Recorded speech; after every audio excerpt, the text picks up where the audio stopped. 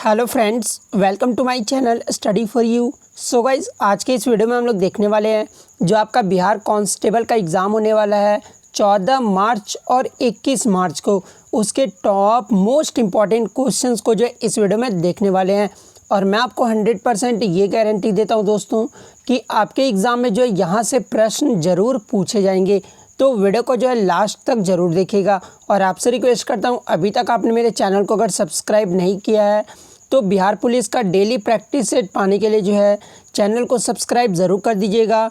और बगल में ही आपको एक बेल आइकन यानी घंटे का निशान भी दिख रहा होगा, तो आप उसे भी जो ज़रूर प्रेस कर दीजिएगा। तो चलिए वीडियो को स्टार्ट करते हैं। तो आज का जो आपका पहला क्वेश्चन है दोस्तों कि कौटिल्य के अर्थशास्त्र के अनुसार जो है मौर्य काल में उद्योगों एवं कारखानों का अध्यक्ष जो है क्या कहलाता था। तो देखिए, कौटिल्य के अर्थशास्त्र के अनुसार जो है मौर्य काल में उद्योग एवं कारखानों का अध्यक्ष जो है ये कर्मांतिक कहलाता था। ठीक है, तो ऑप्शन डी आपका यहाँ पे करेक्ट आंसर हो जाएगा। इसके अलावा यहाँ से एक क्वेश्चन और बनता है दोस्तों कि अर्थशास्त्र पुस्तक के लेखक कौन थे। ठीक है, तो ये भी आपको याद रखना है कि अर्थशास्त्र पुस्तक के जो लेखक थे ये कौटिल्य थे। तो ये भी आपको याद रखना है। और उसके अलावा एक क्वेश्चन और आता है दोस्तों कि कौटिल्य के अर्थशास्त्र जो है ये किस वंश से संबंधित है। ठीक है, तो ये भी आपको याद रखना है कि कौटिल्य के अर्थशास्त्र जो है ये मौर्य वंश से संबंधित है। तो मौर्य वंश आपका राइट आंसर हो जाएगा। तो ये आपको याद रखना है। नेक्स्ट आपका यहाँ पे दोस्तों कि महावीर के अनुयायियों को जो है क्या कहा जाता था। तो देखिए, महावीर के अनुयायियों को जो है निग्रंथ कहा जाता था। तो निग्रंथ जो आपका यहाँ पे करेक्ट आंसर हो जाएगा। और यहाँ से एक क्वेश्चन और आपका बनता है कि महावीर के जो है प्रथम अनुयायी कौन थे। ठीक है, तो ये भी आपको याद रखना है कि महावीर के जो प्रथम अनुयायी थे वो महावीर के दामाद जामिल थे। ठीक है, तो जामिल फिर आपका करेक्ट आंसर हो जाएगा। नेक्स्ट क्वेश्चन आपका यहाँ पे दोस्तों कि भारतीय संविधान के किस भाग को जो है भारत का अधिकार पत्र यानी इसको इंग्लिश में जो है मैग्ना कार्टा कहा जाता है। ठीक है, तो देखिए, भारतीय संविधान के जो है भाग 3 को जो है ये भारत का अधिकार पत्र कहा जाता है। तो ऑप्शन सी आपका यहाँ पे करेक्ट आंसर हो जाएगा। इसके अलावा इंपॉर्टेंट फैक्ट्स के बारे में बात कर ले दोस्तों, तो भाग 3 में जो अनुच्छेद 12 से लेकर जो है 35 तक जो आपका मौलिक अधिकार है। ठीक है, और ये मौलिक अधिकार जो है किस संविधान से लिए गए, मतलब कहाँ के संविधान से लिए गए, ये क्वेश्चन आपसे पूछा जाता है एग्जाम में। तो देखिए, मौलिक अधिकार जो है ये आपका संयुक्त राज्य अमेरिका के संविधान से लिया गया, यानी यूएसए से जो है आपका मौलिक अधिकार का संविधान जो है लिया गया है। तो ये भी आपको याद रखना है। उसके बाद बात कर ले दोस्तों भाग 1 के बारे में। ठीक है, तो देखिए, भाग 1 जो है आपका 1 से 4 तक अनुच्छेद में आता है। ठीक है, और ये जो है संघ एवं उसका राज्य क्षेत्र में इसका वर्णन किया गया है। तो ये भी आपको याद रखना है। भाग 2 में जो है अनुच्छेद 5 से 11 तक में जो है नागरिकता है। ठीक है, तो ये भी आपको याद रखना है। भाग 4 में जो आपका 36 से 51 तक में जो है राज्य के नीति निर्देशक सिद्धांत है। ठीक है, और ये जो नीति निर्देशक सिद्धांत है ये जो आयरलैंड देश के संविधान से लिया गया है। तो ये भी आपको याद रखना है।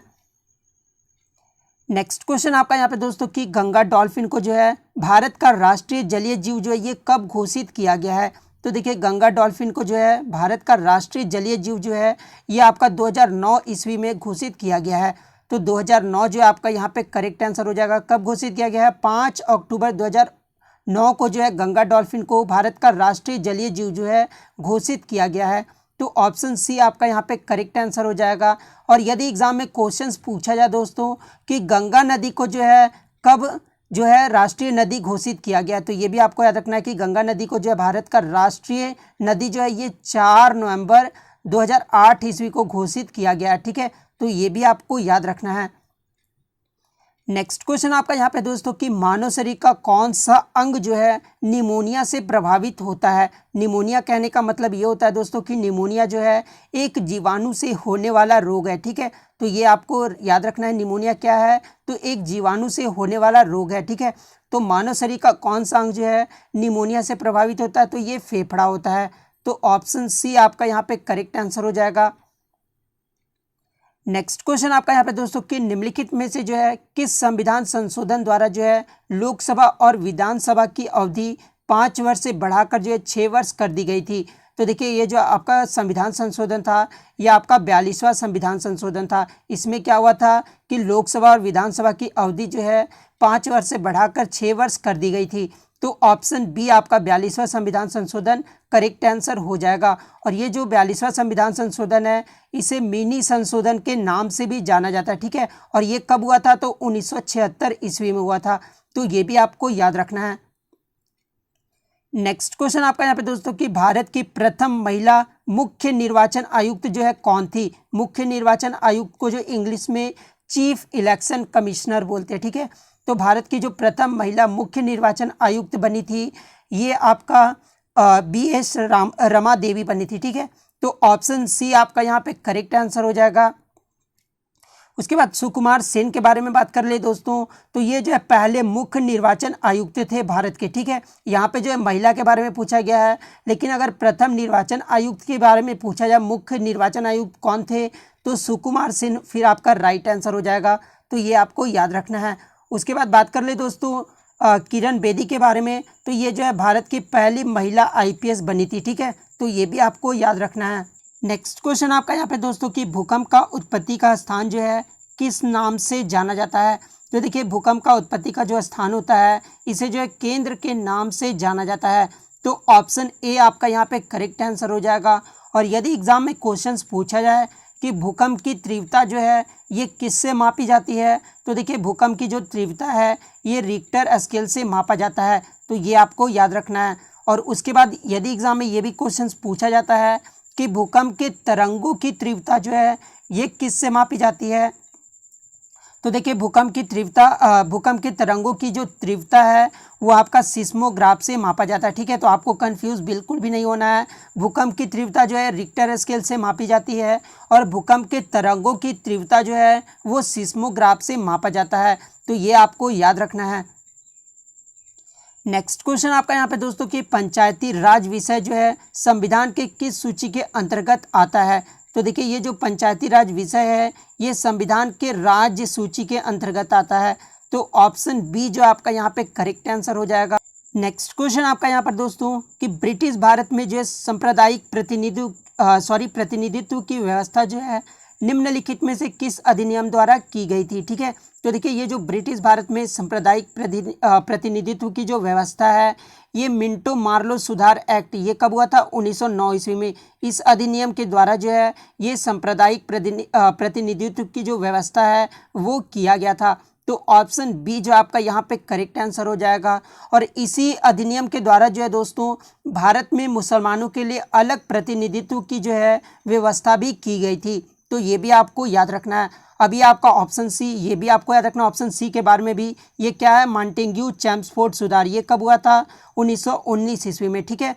और इस अधिनियम के द्वारा यानी मॉन्टेग्यू चेम्सफोर्ड सुधार अधिनियम के द्वारा जो है भारत में पहली बार महिलाओं को जो है वोट देने का अधिकार मिला था। तो ये भी आपको याद रखना है। नेक्स्ट क्वेश्चन आपका यहाँ पे दोस्तों कि भारत का भूगोल नामक पुस्तक जो है ये किसने लिखी है? तो देखिए भारत का भूगोल नामक पुस्तक जो है ये टॉलमी के द्वारा लिखा गया है। तो ऑप्शन ए जो आपका यहाँ पे करेक्ट आंसर हो जाएगा। ये मेगास्थनीज पुस्तक जो ये किसके द्वारा लिखी गई है? तो ये इंडिका आपका फिर राइट आंसर हो जाएगा। ये आपको याद रखना है क्योंकि एग्जाम में क्वेश्चन पूछा जाता है दोस्तों कि इंडिका नामक पुस्तक जो ये किसके द्वारा लिखी गई है, तो मेगास्थनीज के द्वारा लिखा गया है। तो ये आपको याद रखना है। उसके बाद ये जो ऑप्शन डी में हेरोडोटस आपको दिखाई दे रहे हैं, ठीक है, नाम, तो ये आपको याद रखना है कि इन्हें जो इतिहास का जनक कहा जाता है और इनका जो पुस्तक है वो हिस्टोरिका है, ठीक है। तो ये भी आपको याद रखना है।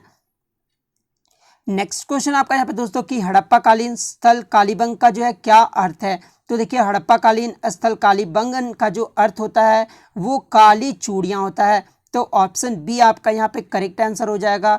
और ये कालीबंगन जो है ये किस राज्य में स्थित है? तो ये भी आपको याद रखना है कि ये जो कालीबंगन है ये आपका राजस्थान राज्य में स्थित है, ठीक है। और यहाँ पे एक ये भी क्वेश्चन पूछा जाता है दोस्तों कि मोहनजोदाड़ो का शाब्दिक अर्थ क्या होता है? तो ये भी आपको याद रखना है कि मोहनजोदाड़ो का जो शाब्दिक अर्थ होता है वो मृतकों का टीला होता है, ठीक है। तो ये भी आपको याद रखना है। नेक्स्ट क्वेश्चन आपका यहाँ पे दोस्तों कि सबसे अधिक आयनन क्षमता जो ये किस कण में होती है? तो देखिए सबसे अधिक जो आयनन क्षमता होता है ये अल्फा कण में होता है। तो ऑप्शन ए जो आपका यहाँ पे करेक्ट आंसर हो जाएगा। नेक्स्ट क्वेश्चन आपका यहाँ पे दोस्तों कि अविकसित कोशिकाओं में क्या होता है, मतलब अविकसित कोशिकाओं में जो कौन सा विभाजन होता है। तो देखिए अविकसित कोशिकाओं में जो है ये असूत्री विभाजन होता है। तो ऑप्शन ए जो आपका यहाँ पे करेक्ट आंसर हो जाएगा। अविकसित कोशिकाओं का एग्जाम्पल कौन कौन से होते हैं, तो आपका एग्जाम्पल जो होता है वो जीवाणु होता है, यीस्ट होता है, अमीबा होता है और प्रोटोजोआ होता है। ठीक है, तो ये आपको याद रखना है। और ये जो समसूत्री विभाजन है ये जो आपका विकसित कोशिकाओं में होता है। ठीक है, तो यदि अगर एग्जाम में क्वेश्चन पूछा जाए कि विकसित कोशिकाओं में जो कौन सा विभाजन होता है, तो ये समसूत्री विभाजन होता है। तो ये आपको याद रखना है। नेक्स्ट क्वेश्चन आपका यहाँ पे दोस्तों कि इनमें से जो है किसको आरोपित संधि के नाम से भी जाना जाता है। तो देखिए आरोपित संधि के नाम से जिन्हें जाना जाता है ये वर्साई की संधि को जाना जाता है। तो ऑप्शन बी आपका यहाँ पे करेक्ट आंसर हो जाएगा। नेक्स्ट क्वेश्चन आपका यहाँ पे दोस्तों कि डॉप्सन यूनिट जो है निम्न में से किसको मापता है। तो देखिए ये जो डॉप्सन यूनिट है ये ओजोन परत की मोटाई को मापता है। तो ऑप्शन ए जो आपका यहाँ पे करेक्ट आंसर हो जाएगा। नेक्स्ट क्वेश्चन आपका यहाँ पे दोस्तों कि भारत की स्वतंत्रता प्राप्ति के समय जो है ब्रिटेन के प्रधानमंत्री कौन थे। तो देखिए भारत की स्वतंत्रता प्राप्ति के समय जो ब्रिटेन के प्रधानमंत्री बने थे वो क्लीमेंट एटली बने थे। ठीक है, तो ऑप्शन बी जो आपका यहाँ पे करेक्ट आंसर हो जाएगा। नेक्स्ट आपका यहाँ पे दोस्तों प्राथमिक क्षेत्र का तात्पर्य किससे है। तो देखिए प्राथमिक क्षेत्र का जो तात्पर्य है ये आपका कृषि से है। तो ऑप्शन सी आपका यहाँ पे करेक्ट आंसर हो जाएगा। नेक्स्ट क्वेश्चन आपका यहाँ पे दोस्तों कि भारत के पश्चिमी समुद्र तट को जो किस नाम से जाना जाता है। तो देखिए भारत के पश्चिमी समुद्र तट को जो है ये आपका कोंकण के नाम से जाना जाता है। तो ऑप्शन डी आपका यहाँ पे करेक्ट आंसर हो जाएगा। नेक्स्ट आपका यहाँ पे दोस्तों कि क्लोरोफॉर्म बनाने के लिए जो है निम्नलिखित में से क्या उपयोग में लाया जाता है। तो देखिए क्लोरोफॉर्म बनाने के लिए जो है ये मीथेन को जो उपयोग में लाया जाता है। तो ऑप्शन बी आपका यहाँ पे करेक्ट आंसर हो जाएगा। नेक्स्ट क्वेश्चन आपका यहाँ पे दोस्तों कि भारत में जो सबसे पहली जनगणना जो है ये कब की गई थी। तो देखिए भारत में जो सबसे पहली जनगणना जो है ये 1872 ईस्वी में किया गया था। तो ऑप्शन ए जो आपका यहाँ पे करेक्ट आंसर हो जाएगा। और एग्जाम में ये भी क्वेश्चंस पूछा जाता है दोस्तों कि भारत में जब जनगणना हुई थी उस समय जो है भारत के वायसराय कौन थे। ठीक है, तो ये भी आपको याद रखना कि उस समय जो भारत के वायसराय थे ये लॉर्ड मेयो थे। ठीक है, तो ये भी आपको याद रखना है। और एक क्वेश्चन यहाँ से ये भी पूछा जाता है दोस्तों कि नियमित जनगणना जो ये कब से शुरू हुई थी। तो ये भी आपको याद रखना कि नियमित जो जनगणना है ये आपका 1881 ईस्वी से इसकी शुरुआत की गई थी। ठीक है, और उस समय वायसराय कौन थे, तो लॉर्ड रिपन थे। ठीक है, नियमित जनगणना जब शुरू हुई थी उस समय जो वायसराय थे भारत के वो लॉर्ड रिपन थे। ठीक है, तो ये कंफ्यूज आपको बिल्कुल भी नहीं होना है। नेक्स्ट क्वेश्चन आपका यहाँ पे दोस्तों कि हंटर आयोग जो है ये किससे संबंधित है। तो देखिए हंटर आयोग जो है ये आपका शिक्षा के विकास से संबंधित है। तो ऑप्शन डी आपका यहाँ पे करेक्ट आंसर हो जाएगा। नेक्स्ट आपका यहाँ पे दोस्तों कि सूर्य की ऊर्जा का स्रोत क्या होता है। ठीक है, तो सूर्य की ऊर्जा का जो स्रोत है ये नाभिकीय संलयन अभिक्रिया है। ठीक है, तो ऑप्शन बी आपका यहाँ पे करेक्ट आंसर हो जाएगा। नेक्स्ट आपका यहाँ पे दोस्तों कि अखिल भारतीय हरिजन सेवक संघ के संस्थापक कौन थे। तो देखिए अखिल भारतीय हरिजन सेवक संघ के जो संस्थापक थे ये महात्मा गांधी थे। तो महात्मा गांधी ऑप्शन ए जो आपका यहाँ पे करेक्ट आंसर हो जाएगा। और इसकी स्थापना कब की गई थी, तो ये भी आपको याद रखना है कि इसकी स्थापना जो 1932 ईस्वी में महात्मा गांधी के द्वारा किया गया था। तो ये भी आपको याद रखना है। और इस सत्यशोधक समाज की स्थापना जो है किसने किया था, तो ये भी एग्जाम में क्वेश्चंस पूछा जाता है। तो सत्यशोधक समाज की जो स्थापना है ये ज्योतिबा फुले के द्वारा किया गया था। तो ये भी आपको याद रखना है। और आज का जो आपका सवाल है दोस्तों जो कि आपको कमेंट बॉक्स में ज़रूर जवाब देना है कि सिटी ग्रुप की जो प्रथम महिला सीईओ यानी चीफ एग्जीक्यूटिव ऑफिसर जो है निम्नलिखित में से कौन बनी है। आपके ऑप्शन में चंदा कोचर, जेन फ्रेजर, सुमन भार्गव और इनमें से कोई नहीं। अगर आप रियल में तैयारी कर रहे हो तो आप जो कमेंट करके ज़रूर जवाब दीजिएगा। तो अगर वीडियो अच्छी लगी हो दोस्तों तो वीडियो को जो लाइक करना बिल्कुल भी मत भूलिएगा। और अगर चैनल पर नए हैं तो चैनल को सब्सक्राइब करके जो है बेल आइकन को ज़रूर प्रेस कर दीजिएगा। तो मिलते हैं नेक्स्ट वीडियो में, तब तक thank you, all the best.